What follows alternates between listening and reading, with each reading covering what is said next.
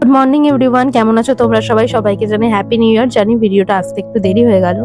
আজকে তোমাদের সাথে শেয়ার করবো একটা ঘুরতে যাওয়া ব্লগ নিয়ে। আমার first day of new year কেমন কাটলো। সকালবেলা উঠে স্নান করে আগে খেয়ে নিয়েছি ব্রেকফাস্ট, হোয়াইট সস পাস্তা আর জিরে জল দিয়ে।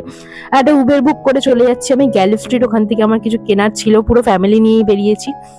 আচ্ছা, তোমরা তোমাদের অবশ্যই কমেন্টে জানাতে ভুলো না যে তোমাদের নিউ ইয়ারটা কেমন কাটলো আর তোমরা নিউ ইয়ারে কি রেজলিউশন নিয়েছো।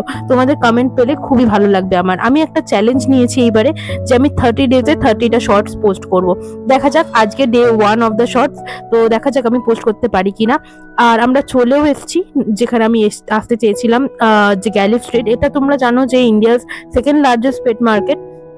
আর এখানে এত সুন্দর সুন্দর কালেকশন, পাখির, গাছের, সাকল্যান্ডসের, মাছের, ইভেন পাপিস, ক্যাটস, কি নেই এখানে। এটা পুরো মানে একটা স্বর্গরাজ্য। যারা এইসব গাছ ফুল খুব ভালোবাসো এটা। আর এত ভিড় ফার্স্ট জানুয়ারিতে যে মানে ওখানে পাই রাখা যাচ্ছে না, কিন্তু দেখেও খুব ভালো লাগে জানো।